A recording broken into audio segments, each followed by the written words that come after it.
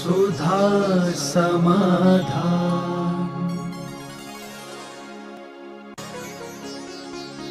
नमोस्तु गुरुदेव। किन कर्मों के उदय से एक ही समय में जन्मे दो बच्चे अलग अलग स्थिति को प्राप्त करते हैं? दो फूल साथ फूले, किस्मत जुदा जुदा है, एक शीश पे चढ़ा है और एक धूल में पड़ा है। किस्मत जुदा था, एक साथ जन्म लेने में ना जाने कितने लोग, एक माँ से दोनों बेटे जन्म लेते हैं। एक वो है जिसका श्री राम ने गला उतार लिया और एक वो है श्री राम ने गले लगा लिया। एक बात है। तो ये तो सब अपने अपने कर्म के ऊपर और जिस प्रकार का उपादान होता है। कई बार निमित्त अच्छे मिलते हैं लेकिन उपादान खोटा हो तो क्या करें। मारीच का जीव उपादान खोटा था, सारे निमित्त अच्छे थे, दादाजी थे, पिताजी थे, सब अच्छे थे, लेकिन उपादान खोटा होने से मारीच खोटा हो गया। क्या करेगा निमित्त। तीर्थंकर जैसे माता पिता मिले, गोदी में खेला, दादाजी थे तीर्थंकर ऋषभदेव, भरत चक्रवर्ती जैसे पिता थे, उसके बीच में भी वह इतना खोटा निकल आया। तो कुछ निमित्त काम करता है, लेकिन उपादान पूरा ही खोटा हो तो निमित्त फिर कुछ नहीं कर पाता। नमोस्तु गुरुदेव। जैन धर्म के अनुसार किन मुनिराजों को ऋषि कहा जाता है? ऋषि मुनि यति अनगार, ये हमारे चतुर्विध संघ में आते हैं। तो ऋषि और मुनियों की इनकी अलग अलग परिभाषाएं होती हैं। जिनको विशेष प्रकार की रिद्धियां प्राप्त होती हैं उनको ऋषि कहते हैं। और मुनि यति अनगार, इनके अलग अलग परिभाषाएं बनती हैं। ऋषि यानी रिद्धि सिद्धियों से जो संपन्न होते हैं वे ऋषि कहलाते हैं। आज वर्तमान में किसी का नाम ऋषि रख दिया जाए वो बात अलग है, लेकिन आगम में चतुर्विधि संघ में 4 प्रकार के मुनियों के संघ में एक प्रकार के मुनि को ऋषि कहते हैं, ऐसा मानो। नमोस्तु गुरुदेव। समय और समझ को कैसे उत्कृष्ट बनाएं? शने हैं तब दांत नहीं थे, वो जब दांत है तब शने नहीं थे। अब ये तो निमित्त की बातें हैं, यही सावधानी तो रखना है। जैसे ही निमित्त मिले अपना उपादान संभाल लो। जैसे माचिस की काड़ी जले तैसे ही अपना दीप जला लो। तो यही सब सावधानी की बातें हैं। अब कोई अलग से कोई मंत्र तो है नहीं जो उपादान और निमित्त को एक साथ मिला दे। ये तो सावधानी की बातें हैं।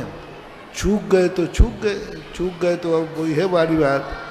आषाढ़ का कूटा चूका किसान, डाल का चूका बंदर, और समय का चूका हुआ मुमुक्षु, ना जाने कब ठिकाने लगेगा। चूक गया, अब समय मिलता है उस समय से। नमोस्तु गुरुदेव। संसार को सीमित कैसे करें? बस यूं बांधे यूं छोड़ दो, छूट जाएगा। या जो समेट लो मुट्ठी बांध लो। तो सीमित करने के लिए का एक बंदर था, छोटा सा बंदर था, उसने एक हंडी में चने रखे थे। तो चने में हाथ डाला और चने उठा लिए। अब वो हाथ निकाले तो वो निकल नहीं रहा था। वो चिल्लाया, बचाओ बचाओ, इसमें भूत है हंडी में। तो बड़ा बंदर आया, उसने एक थप्पड़ मारा। भूत नहीं है, जो तूने मुट्ठी में पकड़ लिया है वो छोड़ दे तो भूत बाहर छोड़ देगा। संसार ने हमें नहीं पकड़ा है, हमने संसार को पकड़ के रखा है। हमें छोड़ना है। संसार ने पकड़ा होता तो हम उससे छुड़वा देते। तुमने संसार पकड़ रखा है, तो मैं जिस दिन छोड़ दोगे, जिस दिन जागोगे, उसी दिन सवेरा हो जाएगा। नमोस्तु गुरुदेव। क्या नजर उतारना मिथ्यात्व है? नजर को मिथ्यात्व तो नहीं कह सकते। हमारे यहाँ 3 विद्याएं होती हैं, मंत्र, तंत्र और यंत्र। नजर एक तंत्र विद्या है और तंत्र भी एक बहुत बड़ी शक्ति है। एक बार मैंने तंत्र के ऊपर 8 दिन प्रवचन दिए थे। तंत्र गलत नहीं है, तंत्र एक बहुत बड़ी शक्ति है। जैसे मंत्र शक्ति है, जैसे यंत्र शक्ति है, ऐसे ही तंत्र भी बहुत बड़ी शक्ति है। तंत्र के कारण तो व्यक्ति जी जाता है और मर जाता है। और ये तंत्र विद्या के अंतर्गत नजर आती है। मिथ्यात्व तो नहीं कहेंगे इसको, लेकिन इसी के लिए हर कार्य में ये भी नहीं सोचना चाहिए कि बातों बातों में नजर लग जाए, तो ऐसा है, मिथ्यात्व नहीं है। नमोस्तु गुरुदेव, प्रोषत उपवास प्रतिमा में उत्तम, मध्यम एवं जगन्य विधि का मार्गदर्शन देने की कृपा करें। प्रोषदोपवास का उत्तम चीज है सप्तमी को एकासन, अष्टमी को पूर्ण उपवास, नवमी को सुबह का एकासन। इस प्रकार 4 भुक्ति का त्याग होता है अन्न जल का। मध्यम होता है मात्र अष्टमी और 14 के दिन का उपवास। जघन्य होता है अष्टमी 14 को एकासन कर लेना। ये 3 भेद। नमोस्तु गुरुदेव, कर्म का बंध किससे होता है? कर्म जो है सभी से होता है, मन से भी होता है, वचन से भी होता है। तीनों योग होते हैं। कभी मन रहित वचन से भी होता है, वचन रहित काय से भी होता है। क्योंकि जिनके वचन नहीं हैं ऐसे एक इंद्रिय आदि जीव तो काय से ही बंद करते, 2 इंद्रिय आदि असंगी मन नहीं है वचन से बंद करते, और संगी पंचेंद्रिय तीनों से बंद करता है। तो बंद तीनों से ही होता है, ऐसा मानना चाहिए। नमोस्तु गुरुदेव, नवजात शिशु के प्रथम देव दर्शन कराने की विधि क्या है? बहुत बार बता चुका हूँ मैं। अपने शव प्रथम दर्शन के लिए आप लोगों को अपने बराबर जितना महोत्सव कर सकें उतना महोत्सव करिए।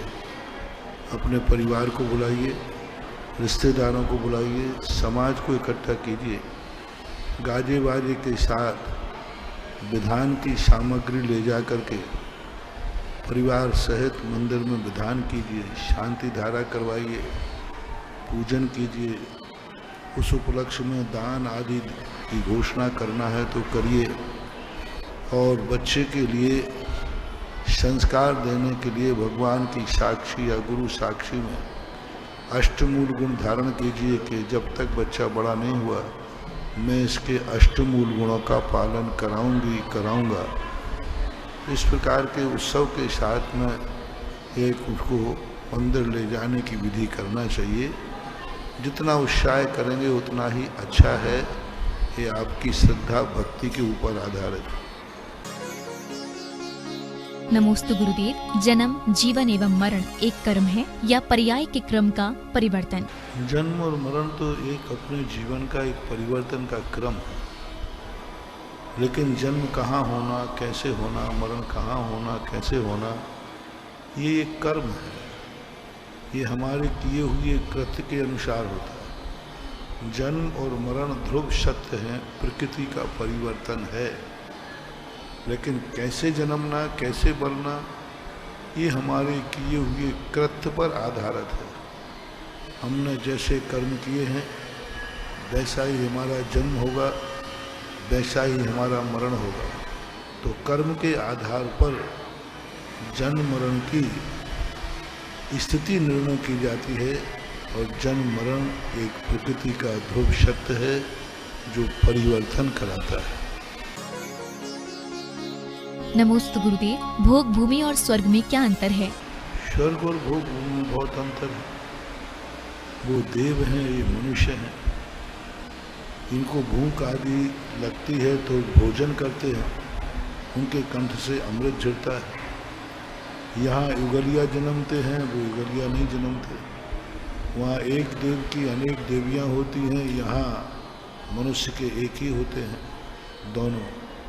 वहाँ सागरों पर्यंत आयु भी होती है, यहाँ अधिकतम फल पर्यंत ही होती है। तो बहुत अंतर है स्वर्गों में, और मोक्ष की कई विशेषताएं हैं। उनका वैक्रियक शरीर है, वो अनेक विक्रियाँ कर सकते हैं। भोग भूमि जीव अनेक विक्रियाँ नहीं कर सकते, स्वयं के शरीर को ही, मूल शरीर को परिवर्तित कर सकते हैं। मूल शरीर को छोड़े बिना अनेक विक्रियाएं करने का इनको नहीं है। देवता मूल शरीर को सुरक्षित करते हैं और विक्रियाँ करते हैं, तो उनका वैभव अलग है, दिव्य है। नमोस्तु गुरुदेव, तीर्थंकर भगवान की छाती पर बने चिन्ह का क्या महत्व होता है? श्री वत्स चिन्ह कहलाता है। ये उनके स्वाभाविक रूप से है, शुभ चिन्ह है।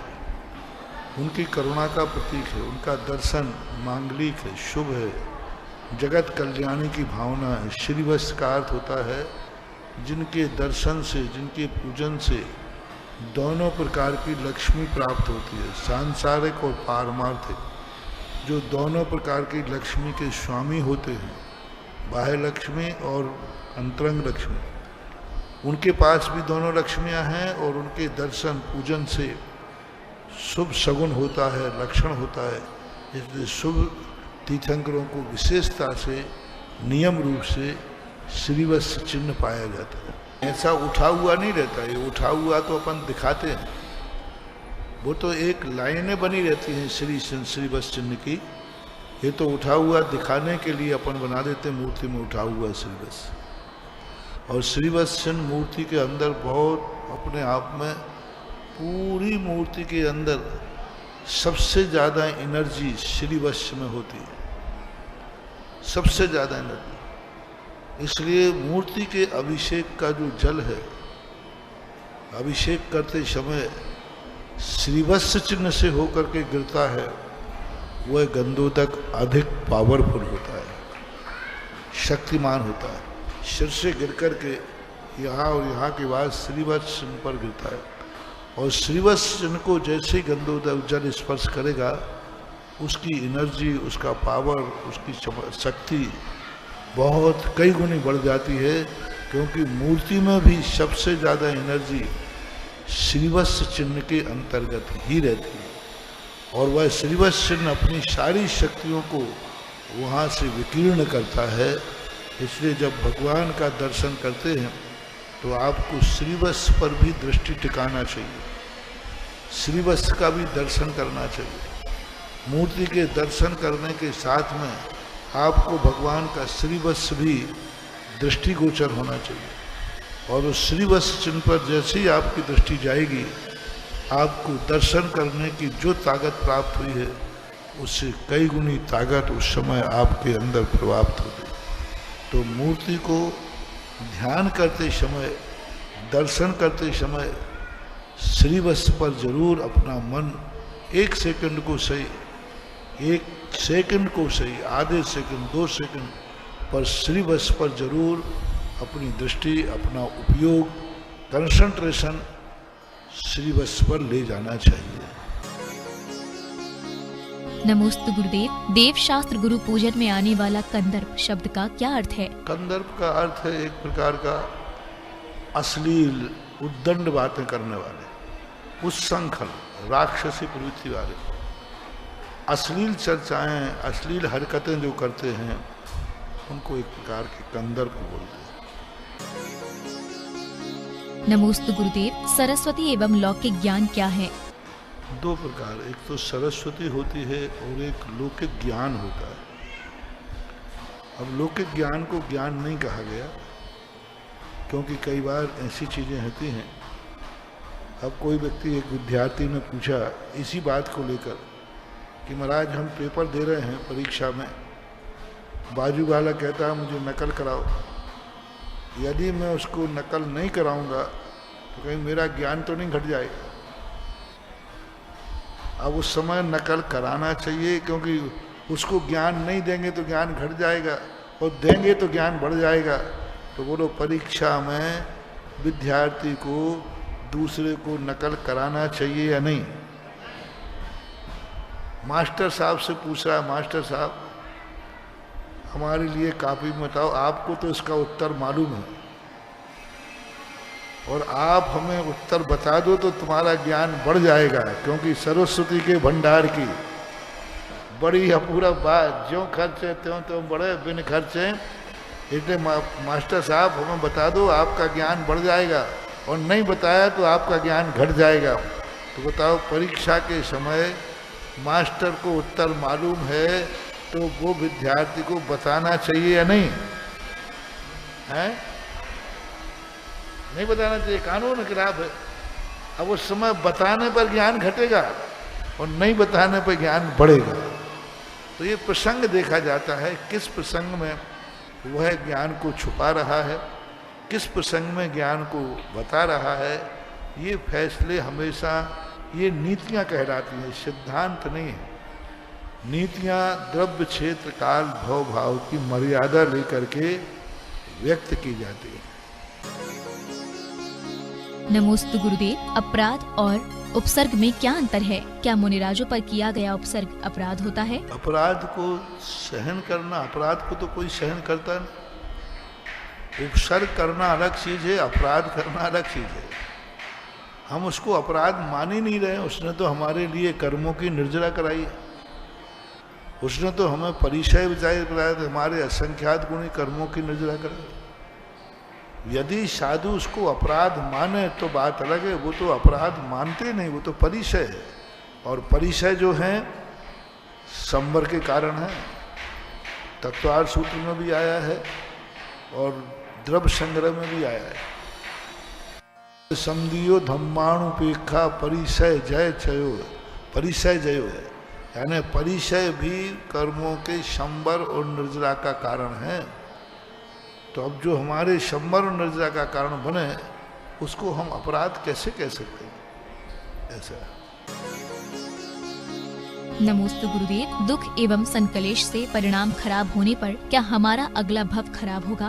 बिल्कुल बराबर होगा। जब जिस व्यक्ति को जेल हो जाता है ना, तो जेल में उसके बहुत परिणाम खराब होते हैं। जेल में उसके परिणाम खराब होने से उसकी सजा माफ नहीं हो जाती। अपराध किया है तो भोगना ही पड़ेगा। अगले जन्म का भी हो सकता है और इस जन्म का भी हो सकता है। जो जो तुम्हें दुख आ रहे हैं वो नियम से वैसा कर्म तुमने कहीं ना कहीं किया है। बिना किसी कर्म के कोई पुण्य पाप उदय में आता नहीं है। अब वो अपन भूल जाते हैं, याद नहीं रहता है, तो ऐसी स्थिति होती है, ऐसा मानो।